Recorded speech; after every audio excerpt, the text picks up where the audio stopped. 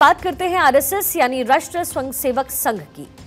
RSS प्रमुख मोहन भागवत 5 दिवसीय यात्रा पर उत्तर प्रदेश आज पहुंचे और आज उनके उत्तर प्रदेश दौरे का आखिरी दिन रहा। दरअसल राष्ट्रीय स्वयंसेवक संघ के कार्यकर्ता विकास वर्ग का प्रशिक्षण कार्यक्रम गोरखपुर में चल रहा है।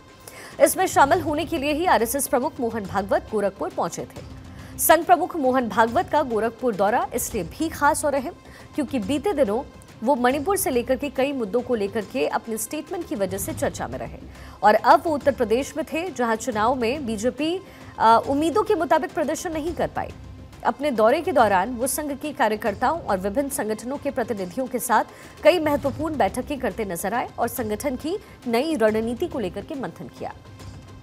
जानकारी के मुताबिक संघ प्रमुख मोहन भागवत ने आरएसएस की आगामी योजनाओं और नीतियों पर चर्चा की और इस दौरान संघ के सामाजिक, सांस्कृतिक और शैक्षिक विभागों को भी प्रभावी बनाने पर जोर दिया गया। उनके दौरे का एक दूसरा बड़ा उद्देश्य संघ के संगठनात्मक ढांचे को और मजबूत करना है और इसके लिए गोरखपुर क्षेत्र, खास तौर पर पूर्वांचल में संघ के काम को और विस्तार देने की रणनीतियां भी बनाई गई।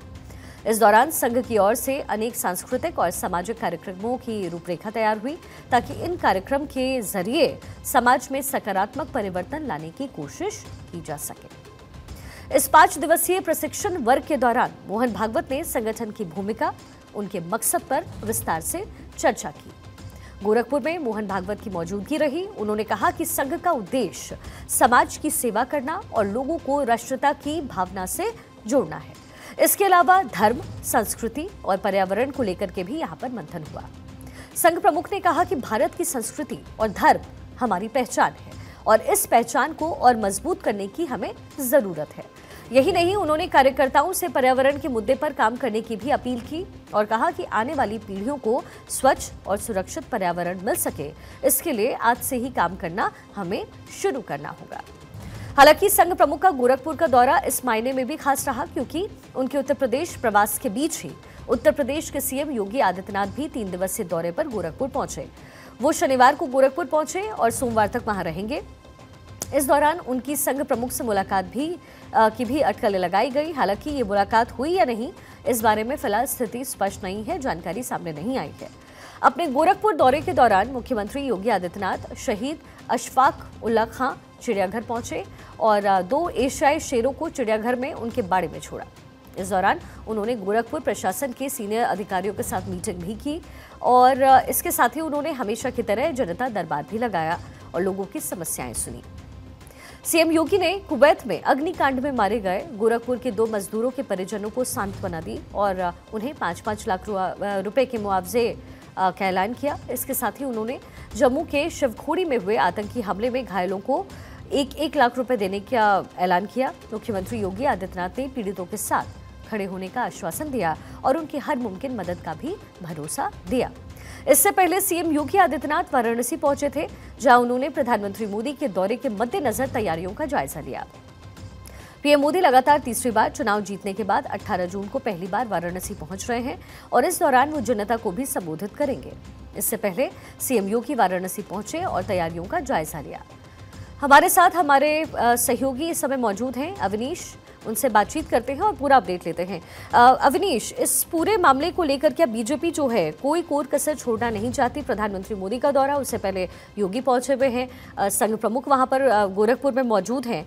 एक स्ट्रैटेजिकली काम करने की कोशिश बीजेपी कर रही है क्योंकि चुनाव के जो नतीजे एक्सपेक्टेड थे, खास तौर पर उत्तर प्रदेश में और आने वाले दिनों में जब विधानसभा चुनाव होंगे उत्तर प्रदेश में, तो कहीं ना कहीं बीजेपी को अपना कोर मजबूत करना पड़ेगा, वोटिंग कोर मजबूत करना पड़ेगा। क्या कुछ तैयारी इस समय वहां हो रही है? देखिए, स्ट्रैटेजिकली बहुत इंपॉर्टेंट रहा है उत्तर प्रदेश और खासतौर पर जो परिणाम आए, उन परिणामों के बाद जिस तरीके से खासतौर पर निराशा जरूर हाथ लगी थी बीजेपी के, उसको किस तरीके से दुरुस्त किया जाएगी। 14, 17, 19 और 22 के लगातार 4 चुनाव जो है वो सत्ता पक्ष यानी बीजेपी जीतता रहा। उसके बाद पहली बार 2024 में वो विपक्ष से पिछड़ा है।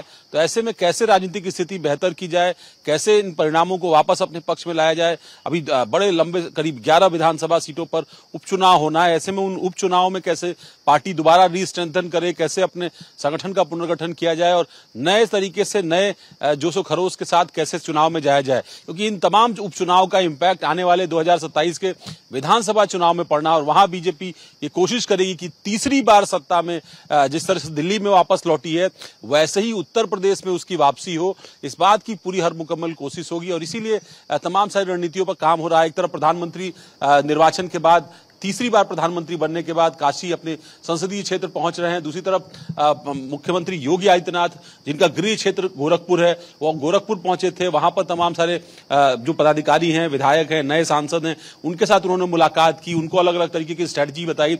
बहुत गूढ़ तरीके से उन्होंने 2-3 मंत्र बताए, खासतौर पर कार्यकर्ताओं को, कि कैसे आप इसकी एनालिसिस करिए कि आखिर आप कहां पिछड़ गए।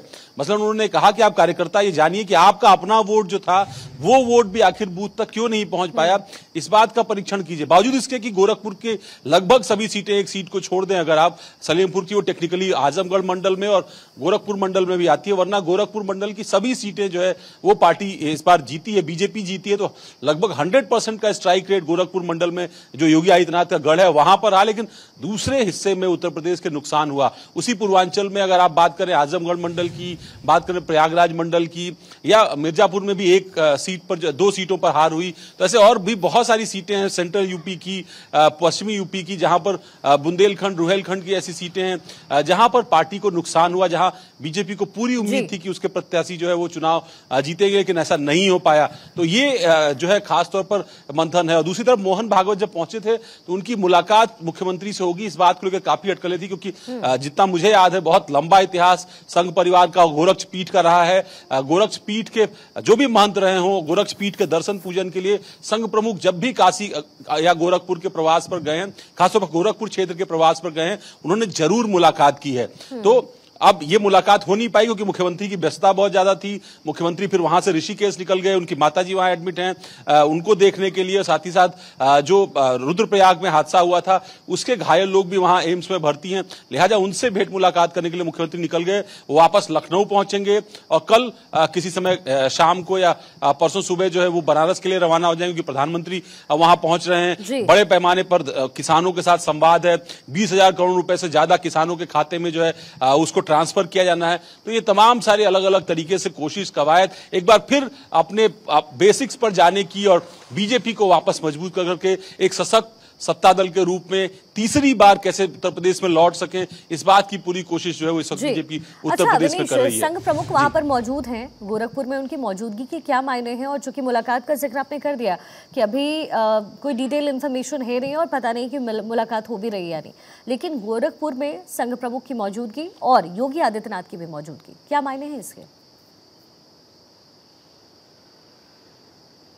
देखिए, मायने यही कि दोनों अपना अपना काम कर रहे हैं, दोनों परिश्रमी हैं, दोनों अपना अपना जो उनको दायित्व मिला हुआ है संघ प्रमुख के नाते, मोहन भागवत का अपना दायित्व है, योगी आदित्यनाथ का मुख्यमंत्री के नाते अपना दायित्व है, वो अपने अपने दायित्व पूरा कर रहे हैं। करीब 1 वर्ष पहले जो है बहुत सारा कॉन्ट्रडिक्शन इसमें क्रिएट करने की कोशिश की गई, मीडिया के अंदर भी और बाहर भी बहुत सारी जगहों पर, सोशल मीडिया पर इसको लेकर कॉन्ट्रडिक्ट करने की कोशिश की गई, उन दोनों की मुलाकात हो रही है या नहीं हो रही है, उसके राजनीतिक मायने क्या है, खासतौर पर तब जब मोहन भागवत ने कुछ बयान दे दिए थे उन तमाम चीजों को लेकर के। लेकिन देखिए, दोनों अपने अपने संगठन के बेहद अनुशासित व्यक्ति हैं। मुख्यमंत्री योगी आदित्यनाथ बीजेपी के साथ सरकार में रहने वाले, खुद उनके अपना जो कैरेक्टर है बहुत अनुशासित रहने वाले हैं, लिहाजा वो कोई ऐसा पॉलिटिकल या स्ट्रेटेजिक कदम नहीं उठाएंगे जिससे उनकी पार्टी, उनकी खुद की छवि को कभी नुकसान पहुंचे। ठीक इसी तरह से मोहन भागवत वो अपना काम करने गए हैं। 1 वर्ष पहले से कार्यक्रम निर्धारित होता है संघ के अंदर, उस 1 वर्ष पूर्व निर्धारित कार्यक्रम के आधार पर वो गोरखपुर पहुंचे थे और 4 दिन के प्रवास पर जो पहुंचे, कल उनको यहां से जाना है गोरखपुर से, लेकिन फिलहाल उनकी मुलाकात का कोई कार्यक्रम नहीं है,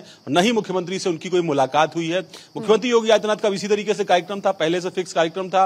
वो पहुंचे, वहां जनप्रतिनिधियों के साथ संवाद किया, उनके साथ उन्होंने तमाम सारी समीक्षा की, उनको भरोसा दिया कि विकास के जो काम उत्तर प्रदेश में चल रहे हैं उनके साथ उनको कैसे जोड़ा जाएगा। और कुछ हिदायतें भी जो प्रधानमंत्री ने दिल्ली में केंद्रीय मंत्रियों को दी, वो हिदायतें उन्होंने वहां जनप्रतिनिधियों को दी कि वीआईपी कल्चर से दूर रहिए, ट्रांसफर पोस्टिंग के काम से दूर रहिए। इन तमाम चीजों को लेकर के उन्होंने एहतियात बरतने के लिए जनप्रतिनिधियों को कहा है। साथ ही साथ जो भी परिणाम आए हैं उनकी समीक्षा करने की बात जो है वो मुख्यमंत्री ने कही, और उसके बाद फिर वो आगे अपने दौरे के लिए रवाना हो गए, जहां के बाद वो लखनऊ आएंगे और वहां से वाराणसी के लिए रवाना होंगे। चलिए ठीक है विनीश, बहुत बहुत शुक्रिया इस तमाम इन्फॉर्मेशन के लिए। आप लगातार नजर बनाकर रखें।